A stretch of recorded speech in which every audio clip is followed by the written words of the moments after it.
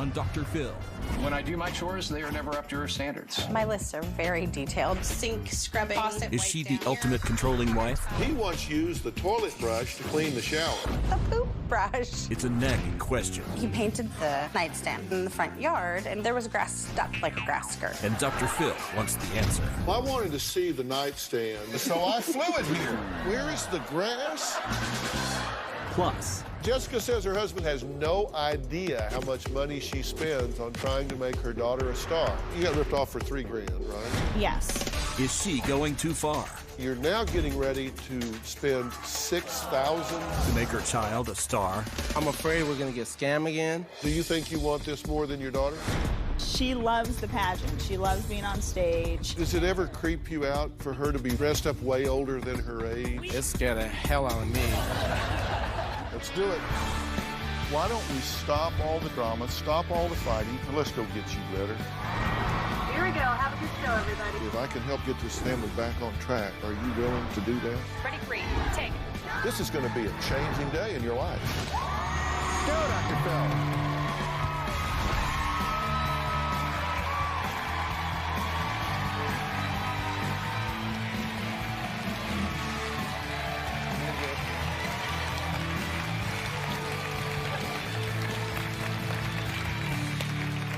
Well, you have heard it all before. Every parent thinks their child is the cutest and the most talented and the most special. And they can't be because my grandchildren are. I know, I've got them. They would do anything to make them the next big star, even empty their own bank accounts to questionable companies promising dreams of fame. Take a look. I've always had an interest in being on TV. Children and teens promised modeling careers, but a modeling agency just took their photos and then left them with a hefty bill. These companies would, case malls and theme parks, shower false flattery on the children. I was really excited. I was speechless. I couldn't even talk. 16-year-old Kevin Fernandez says he thought this modeling agency would get him work, but instead charged his mom $1,000 for a photo shoot and asked for hundreds more to promote him. The person said, "Oh, I'm sorry, we cannot return your money because once an appointment is scheduled, the money is not refundable." I guess I was just deceived. Now, Jessica says that she's convinced her 7-year-old daughter was put on this earth, quote, to shine and entertain. Now, her husband says she will stop at nothing to make that happen. But is she setting herself up to be scammed and ripped off? My wife, Jessica, is determined to make my daughter, Kylie, a star at any cost. I'm sorry? Money's no object to me. Kylie's spunky and has talent, and I think with classes she could be a really big star. I'm Kylie, and I'm 7 years old. Jessica has hired a pageant instructor to teach her just simple pageant walks, moving your hands, blowing kisses. The parts I don't like about pageants is that I have to practice almost every single day. Kylie does a lot of dancing classes and acting classes. All of those run between $50 to $100 an hour. Every time we enter a pageant, it's about $3,000 to $5,000. This one was about $400. My wife has spent an average of $10,000 to $20,000. When Kylie was 2 and Caleb was around 5 or 6 years old, I signed them both up for an acting school. I paid a total of $3,000. They were supposed to provide us with a lifetime of acting classes, modeling classes, and photo shoots. The acting company made us a lot of promises and gave us a lot of success stories. Caleb and Kylie went to about 6 acting classes, and one day we went back and they were completely shut down. The whole place was just empty. There was no desk. It was just a complete vacant warehouse. I didn't know it was a scam when I signed up for it, so it wasn't my fault. Well, that's not all. Steve and Jessica are already drowning in debt. Our family is about $100,000 in debt. We have gone through bankruptcy twice. We have lost our house, our cars. We owe IRS $25,000. We do not have any savings or emergency funds. We do currently owe $20,000 on another vehicle. Sometimes I'll skip a car payment, be late on a utility bill just to cover various activities. I think Jessica has 3 credit cards that she has maxed out. It's not that I'm deceptive and sneaky, I just don't tell him. You said 3 things that really jumped out at me. Yes. You said, I know the industry. I know that it takes a lot of work to be in the industry, but I need to learn more about it. I found that a glaring statement. You said, I know the industry, and I looked at your things you're doing, decisions you're making, that suggest to me that you don't know anything about the industry. No, and that's why I'm here, because I want to learn more about it. Well, good, because I want to help you. I'm not just here to be critical. And then the second thing you said is, I know my child was put on this world to shine and entertain. How do you know that? Because she's just the light in every room. You understand that you're her mother. Yes. And therefore, I'm going you're to think subjective. That. I know. And I could be totally biased because she's my daughter. I believe she's believing too much in what the agents are selling her and telling her. And, you know, and I think it's gotten to her a little bit. Yeah, because they're telling you this, right? They're telling you, wow. No, I mean, of course they are. I see other kids her age, and she's always, to me, and I know I'm her mother, but she's always outshining the other kids. That's what I see. Yeah, you also said money is no object. I'm only here for so long in my kids' lives. I don't want to be like, no, you can't do this, this, and this because we don't have a steady income or steady job. You got ripped off for $3 grand, right? Yes. And you're now getting ready to spend $6,000 for another camp convention. It's a convention, like a talent convention. And you spend $6,000, and you go to this. You've already put down $500. Yes, but I am trying to learn. I'm afraid we're going to get scammed again. I noticed that it says, I looked at some of their literature and websites and stuff like that, and it says, this organization says they have a 100% success rate. And I read that too. And that, 100% success rate. 100% success rate. It seems too good to be true, and that's why I'm here. I don't want to make wrong decisions. But what did you think when it said they have a 100% success rate? I didn't believe him. I didn't believe that. But you said him $500. Well, no, this is through her agent, and so I went through her agent. I did homework on it, you know. And but they said they have a 100% success rate. Yeah, I didn't believe that. How many kids go to this thing?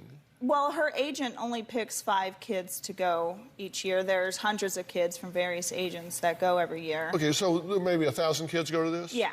Okay, and they're saying they have a 100% success rate, so 1,000 kids go, and they're going to place 1,000 kids at like Disney and Nickelodeon and this magazine and that magazine and this modeling agency, that they're going to place 1,000 out of 1,000 kids? Her agent placed the 5 kids that went last year.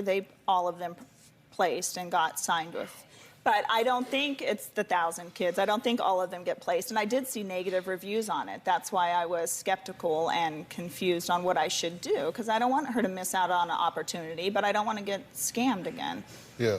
So what you're thinking is maybe you can just buy a career. If she's got the talent, you get her in the right place in the right time, you don't want to fail to spend the money if it will get her in the right place. Yes, I believe, you know, it's going to take some money for her to get where she needs to be. I don't believe kids just walk down the street and someone says, oh my God, they're so cute, can I put them on a TV show right now? I don't think it works like that.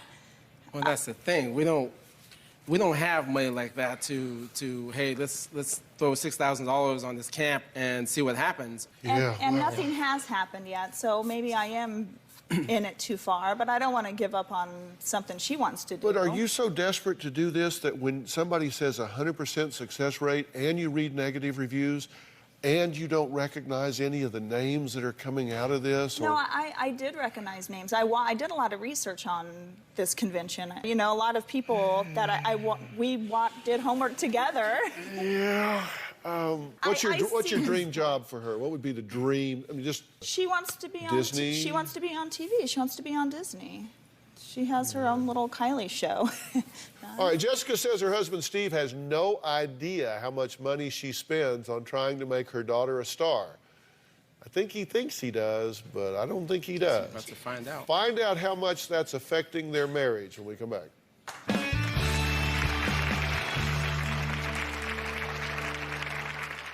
Jessica has steered Kylie into pageants, and Kylie does enjoy it. She enjoys the glamour, the looks, and the whole attention deal. Do you like getting dressed up for pageants? Yeah, I like to be prettier than the other girls. I'm completely happy that she's confident. My first pageant, I won first place. But she's a very conceited little girl. When Jessica was young, she wanted to be a model, a movie star. I mean, you name it.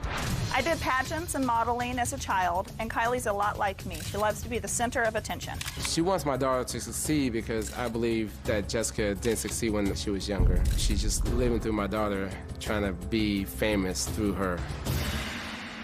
Now, when you say she's living vicariously through her, what do you mean?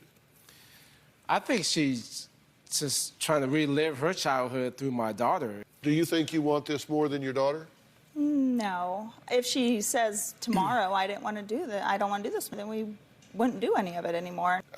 I always wonder when kids are in these pageants and all of this stuff, I mean, that's got to come from you originally. I don't force her. She does this. She loves to be on camera. She loves to be on stage.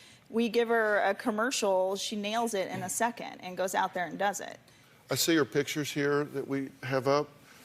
Does it ever creep you out to dress her up like that and have her... That's what scares me because, like, you know, it scares me when she gets older. I'm afraid that, you know, she's going to feel like she's nothing if she's not behind a camera or something. She doesn't just want to be like an actress or anything. She wants to be a doctor, and if she wants to be a doctor, I will work my butt off to make sure she can go to school. I mean, it doesn't matter. Does it ever creep you out for her to be walking around in... It scared the hell out of me, you know. You know, as a father, you know, to see your, you know, 6-year-old daughter at the time, it's just scary, you know. There's just something not right about it. I'm sorry, that just creeps me out. This is only like 1 year in the making. She just has only done a couple of the pageants, and she's done really good. One of our associate producers, Eric, was also taken by one of these talent agencies. Eric, what happened? I got it through the radio station. You know, attend this open call. They make it sound glamorous, and I went to the open call, and they said, you know, it's going to cost $2,000. Give us the money now, and then you can start classes next week. Well, I didn't have the $2,000. I had $200, and they said, that's fine. Give us the remaining balance next week. And I was like, okay. And, you know, they entice you. My casting director, or the person at the open call said, you know, you have a great look. There's a big demand for Latinos. You look like Luis Miguel, the international singer, which I don't, but there's no similarity. But, you know, they just make you feel like you are the next big star. Did you give them the $1,800 the next week? You know what? I actually went the following week, and we had our money, and we got there, and the place was abandoned. It was empty. So I was out $200, but, you know, I could have been out more. Yeah, right. Look, being a child star is not always fun and glamorous. I mean, even if it happens, some end up going down a really dark path. I mean, do you recognize any of these child stars? Yeah. Maybe you'll recognize them from their mug shots. Brad Renfro, heroin, now deceased. Dana Plato, Valium hydrocodone, now deceased. Gary Coleman, cocaine and alcohol, now deceased. I mean, this is not all that it's cracked up to be. I mean, there is a downside to this. And even if she doesn't even get anything like that, I just don't want to tell her no because, I mean, I'm willing to get another job. And I would do it for my son if he wants to go to a football camp. So I'm willing to go out of my way no matter what it is. And if she wants... You know, my wife is a good person. You know, she's a good mom. She puts out too much at the wrong time.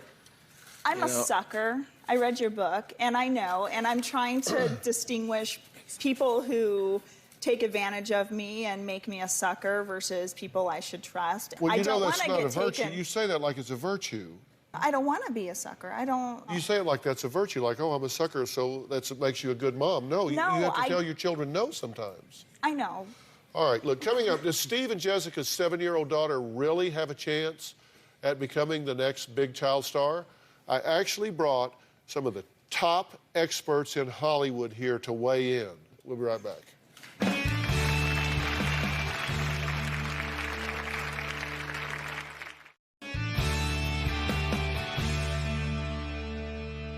Steve and Jessica have lost thousands of dollars after falling victim to a scam. Now, one of the things I think I wanted to do is get you some feedback from some experts. And so one of the people that is here is the president of Zuri Model and Talent Agency, Lindsay Stewart. And she's joining us today. And please welcome Lindsay. She's here.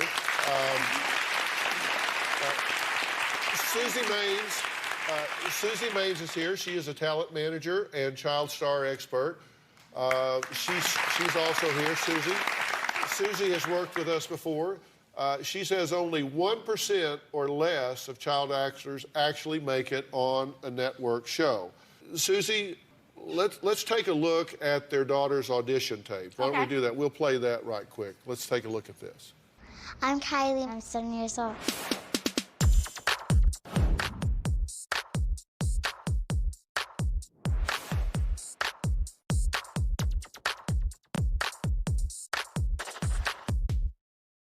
Talk to us about the tape and just honest feedback. Well, I think she's super cute, and I think she's confident. I think she's got a lot of good energy. But if you really want her to have a career, I can't tell because she's so made up. And like Dr. Phil said, that's completely the opposite of what we're looking for commercials, for TV, and probably even for print work. We just want the real kid. So she looks like she's got a lot of confidence, but I'd like to see the real kid come out and be able to have her do the commercial rather than the hair and the You said there were a lot of improper gestures, posture, and too sexy. Yes, she's sexualized, and that's really looked down on. If she went to an audition like that, she would never get called in again. The money that's been spent so far on these acting classes and wardrobe and makeup and all that kind of stuff probably doesn't need to be spent. You're looking for a normal kid. You're looking for a normal kid. Normal clothes. They can forego that and just go with this kid's personality and hope it clicks. Absolutely. Okay, Lindsay, in terms of this convention thing that they're talking about going to that says 100% placement, what percentage actually does get placed out of that particular convention, to your best of your knowledge? I would say if 1,000 kids are going to a convention, probably 10 of those kids are even worth picking up for an agent. So the other 990 kids that are there are shelling out $6 grand. That's how they're making their money. So less than 1% probably maybe get picked up. Would you be willing to take that gamble, 10 out of 1,000? I'm willing to take any gamble for my kids, but not for $6,000, no. How many submissions do you get a week, Lindsay? Over 150 a week. And how many will you actually look at and think is? 2 to 3 kids, and we probably take on about 2 a month. But that's what I wanted to say to Jessica. You guys are fortunate. You live in an area where you are in 2 major markets. All you have to do is research the SAG agencies that are in your towns, send in their pictures. Send in the kids' pictures. That's it. We don't make money unless our kids work. There's no money up front at all. So I have a question. Should we stop paying these monthly fees then to these agents? Immediately. And all that stuff? You should not be paying anything to anyone. And what you're saying, Lindsay, is that there are legitimate things that you can do, right? There are places. You need to find out who the real people are. Yeah, you're fortunate. After the show, Susie and Lindsay have agreed to meet Kylie in person. They would like to meet her and talk with her backstage.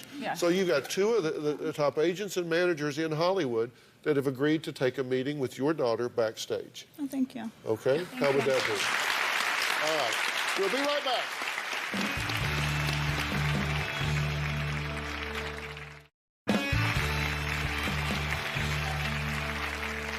Look, everything in our lives is a negotiation, from trying to get that bigger payday at work to battling with your children over their curfew or who gets the car or who does the chores around the house. Well, Nate says that his wife, Rhea, has no idea what the word compromise even means, nitpicking and nagging him every day over her expectations of him when it comes to housework. Recently, he decided, look, you know what? I've had enough. Because 2 weeks ago, he packed his bags and he moved out. My husband Nate and I cannot agree on housework. When I do my chores, they are never up to her standards. I'm so tired of hearing that my standards are too high. When my husband doesn't help with household chores, that makes me feel like he doesn't love me. When I hear Rhea say that I don't love her because I'm not doing the housework well enough, it infuriates me. His job was to come and put these dishes in the dish drain away. This would take him 2 minutes. It would take him a day or two to get it done. My lists are very detailed. The sink area would include sink scrubbing, faucet wipe down, mirror clean, countertops wipe down, and the items moved to clean underneath them, not just around them. I do feel at times that I am treated like an employee. One time, my husband was scrubbing out the toilet bowl and then took the toilet bowl brush and started to scrub the shower stall. I screamed and was like, "What are you doing?" The poop brush. I would say that my husband would get a D. He's not a complete failure at it. I feel that I am reprimanded like a child. It makes me feel completely emasculated. I asked Nate to paint the nightstand. He painted the nightstand on the front yard. There was grass stuck like a grass skirt. I've never done anything like that before. I'm not a handyman. Every time I look at the nightstand, it's painful. To hold me accountable for that 4 years later seems a little ridiculous. A few weeks ago, we had a real nasty fight. She pushed my buttons to the point where I did move out. Nate told me he wanted a divorce over email. I was crushed. My husband and I need help negotiating what's important. I feel that if we can learn how to effectively compromise, that this very well could save the marriage. Okay, so, all right. There's not much negotiation going on here, just to be honest, right? Well, there are attempts. There are several attempts. Failed attempts. Failed Yes. attempts, yes. Failed attempts. We've tried, though. That's the thing. That's why we're here. I'm not successful at it. I don't have the skill level that you would like when it comes to these sorts of Okay, things. and then you got a job of painting a nightstand. Yeah. Only problem is I've never done anything like that. It didn't work out. No. Because? Well, he painted them in the front yard, and when the paint dried, the grass stuck to the bottom of the nightstand. Well, I wanted to see the nightstand that has been such a source of heartbreak for Rhea, so I flew it here, just so I could see it for myself. So... You have to know, though, I picked most of the grass off over the last 4 years. I have the nightstand here. So, oh, I see. Like the paint doesn't go all the way to the bottom. Is that where you picked the grass off? The grass was attached to it. Right down there. Yeah. It's kind of curled up a little bit. Yeah. Yep, that's from the grass. Okay. Yeah. Well, hell, I'd leave over that. Yes. It's a piece of furniture. I shouldn't be angry at a piece of furniture because it makes me unhappy. I don't want to do that. And I think that's the whole point of this. I don't want to be unhappy about a piece of furniture. It's just the thing. That's me making progress, right? I'm learning as I go. God, I hope so. Well, I wanted to help Rhea and Nate begin their negotiations because the truth is, if I can't help this situation, I'm going to turn in my microphone. I'm going to turn in my microphone and go get me a real job. You'll see what I had up my sleeve when we come back.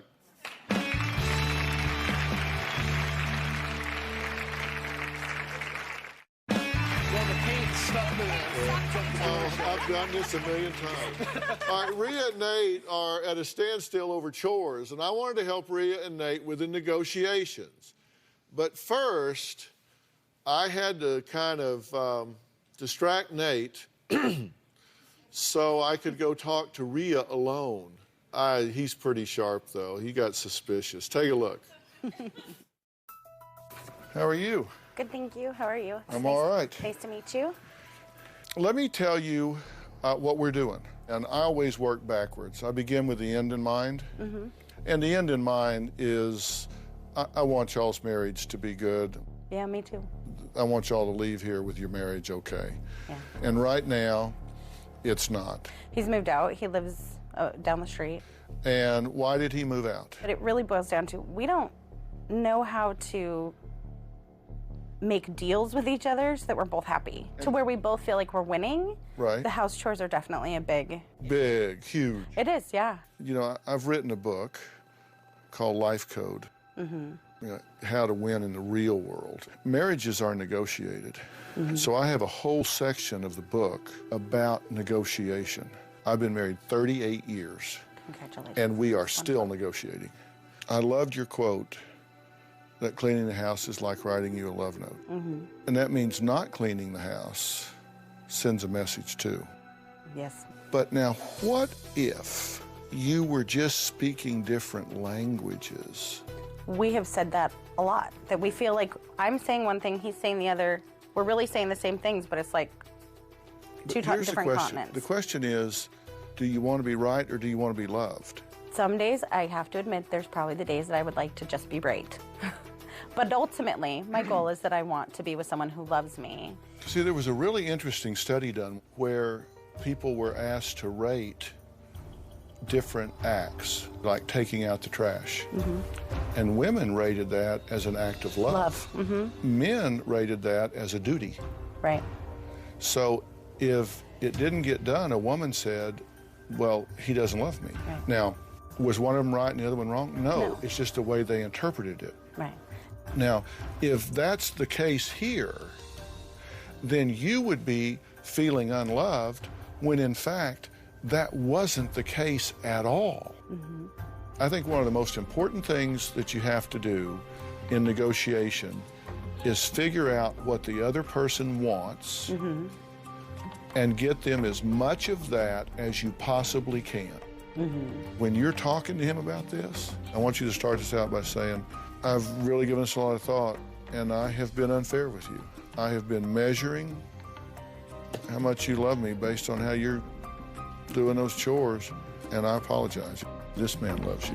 His willingness to come here speaks a lot. It does. And you agreed with that, right? Mm-hmm. Because the fact that he's here Yeah. on the Dr. Phil show. I know. This is a woman's court. He's here. I mean, what kind of love language does that say to you? That is very I mean, telling. that screams Mhm. his devotion to you, does it not? I mean, you should get big credit for this, seriously. That's a big thing. I just want this to get better. Of course you know, do. and that's really the bottom line for me. And this was we thought this was a really excellent opportunity for us to maybe get on the same page with this kind of thing. Right. And, because we're clearly not. Every attempt that we've done up to today even has failed. Everybody, or one of us, ends up feeling like they're being shortchanged. And one of the things I said to you is that I've felt like, and I think you agree with me, that you were being unfair to him because you were measuring his love with your yardstick. Right. And that wasn't fair. And when we talked about that, I said, wouldn't it be terrible if he loved you famously and you just weren't recognizing it? Mm-hmm. And because then you'd miss it. You'd miss a guy that loved you greatly because you just weren't recognizing it. Mm-hmm. Because you do love her, right? Absolutely. You just don't express it in that way. And men, we do that differently. And when we can learn, but we do kind of have our own way. Mm-hmm. And I was someone who was not raised with mother that was around. I was raised by my father, had a brother.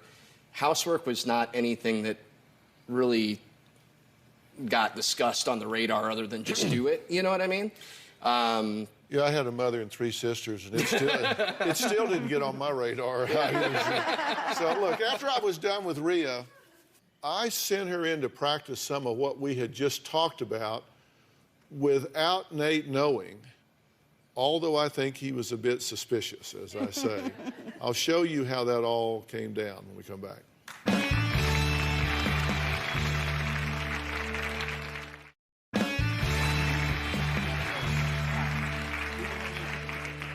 We've been talking about the key steps to being a successful negotiator.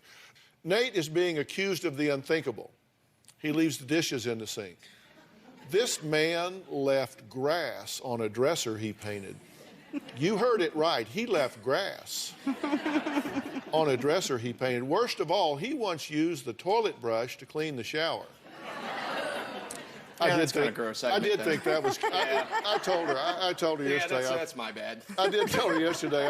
I'm kind of with her there. I thought that was kind of gross. Yeah. Before the show, I asked them to talk about their issues to see if they could negotiate a truce on their own, because we talked about negotiation, which is an entire chapter of life code, rules for winning in the real world. What Nate didn't know was that I was actually with them the entire time they were having that conversation. Surprise. Oh, wow. Take a look. So what'd they tell you? We were supposed to have a frank conversation about the chore stuff. That way Dr. Phil can Analyze how we work together. Exactly. So, Rhea, you're going to start by saying, I think I've been unfair about this whole thing. I guess it's kind of unfair to try and judge that you love me based on scrubbing the toilet or the dishes. That's nice to hear. Yeah. You know, that's definitely been something that we've struggled with. Yeah, and I get that. I mean, I know that we come at it from different perspectives, you know. We just, the language is different. Somebody needs to break the stalemate here, and I'm telling you, I've been unfair, and I'm sorry. You know, I'm sorry.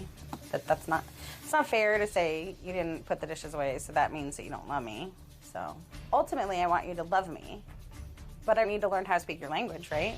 Teach me how to speak Nate. As far as, like, how I express to you? You need to teach me Nate language. Men, we're going to express ourselves 3 different ways. We protect, we provide, we profess. It's what we do. Nowhere in there is housework into that Can equation. you be specific, though, of what specifically? I profess my love for you. Okay. I provide for you and the family the best that I can, and I provide for your protection. You tell me you love me, yes. I'm just looking, is there something more specific than that? Example, I know that you're showing you love me by changing the baby's diaper. That's a very tangible thing to me. Like, I know you change her diaper so that, because it makes my life easier, right? Right. So I'm looking for something more tangible than I profess. Well, profess to me is like saying clean the bathroom. I don't know if I can give that to you. That's not the way my brain operates. It's hard for me to get past the nagging because there's a lot of it, which makes me feel about this big. That ends today. I am going to stop nagging you. Well, we'll end that today. I'm going to stop nagging. If I chose a couple of things to ask you to do in a specific way and I let the rest of it go, could we do that? So if I picked a couple of things that would make my life so much easier and then I let the other stuff go, would that work? It could. I want to do that. I want to get along. Ultimately, I want to get along. I want us to live together. I want to be having, our good family times. And that's the ultimate goal. Let's remember, we got married because we loved each other. We got married because we loved each other. Exactly. Let's remember that and focus on that. I just want to focus on that. That's a great list. You're looking at her like, who is this woman? Yeah, a little bit. Little bit, yeah. It was definitely different than our normal correspondence. Bug in the ear. Yeah, but how did it sound to you to hear that from her? Like music to my ears. Yeah. I mean, she wants me to do, But how did it feel to say those things? Because I gave you a few words, honestly? but you really embellished. And Yes, you you seem to did. be saying it from your heart. Yeah. I want to make compromises. I want to make things work. Any other problems that we have, this would be something that could be a deal breaker because it is something we have been fighting about since the beginning. Since day one. Since day one, it's been like, wait a second, you did that? No, I do it this way. I mean, there's just, it could be something that could continue to be disastrous. So we are here to get help so that we can learn how to take this piece out, and hopefully that the skills that we learn will help us in the other areas we have in life. You know, this is what I said, and you have Life Code. You said you have the book. My mom bought it for me for my birthday. Yes, there you go. Thank you, Mom. Thank you, Mom. You know, there is a chapter about negotiation, and I talk in there about you need to start out by figuring out what's the other person's currency. I mean, if you really want to be an effective negotiator, you need to figure out what is it that is really important to her. And I can promise you it isn't housework. When you don't do things to her satisfaction, what she says to herself is, he's not caring about me. So her currency is she needs to know you care about her. And that's one way that you can show her that, but she is willing to learn other ways, Nate speak, that you let her know that you care about her. You need to figure out what his currencies are, because I'll promise you, once you know what each other's currency is, it won't be the same thing, so you're not competing for the same thing. Negotiation is not adversarial. You know, I don't hold myself out to be a paragon of husband. You know, I'm not like the best husband in the world. I don't pretend to be.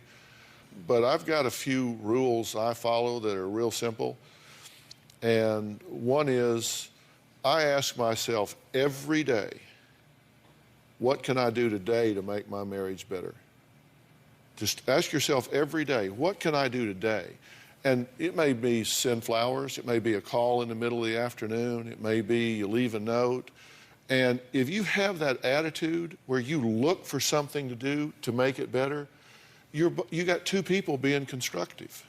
And the formula for success in a relationship is based on a solid underlying friendship and meeting the needs of the other person. And you guys need to get back to being friends. If all you ever deal with are problems, you got a problem relationship. Yeah. Come on, Robin and I have a rule, and she'll tell you, it's the first 4 minutes, right? Right. If we haven't seen each other throughout the day, the first 4 minutes we're together, we don't talk about problems.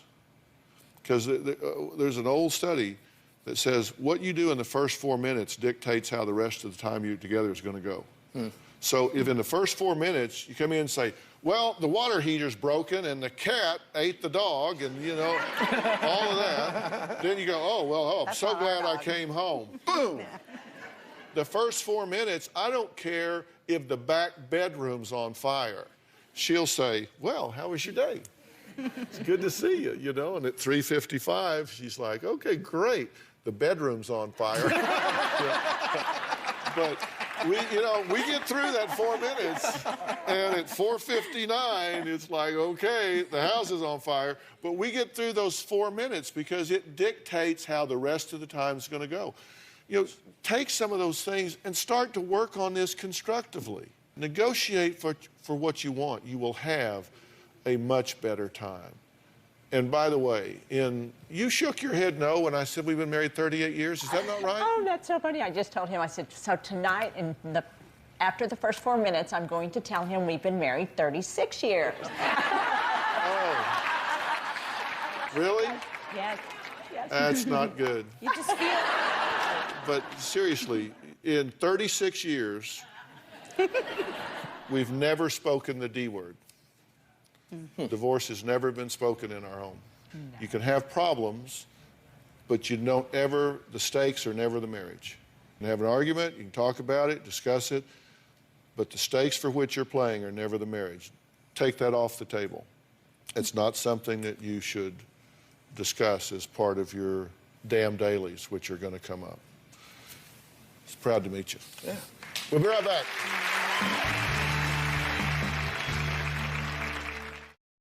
Now, we talked about some of the negotiating tips from my new book, Life Code, today, which I'm very proud to say is being published by my son Jay's publishing company, Bird Street Books, and it is available in bookstores now.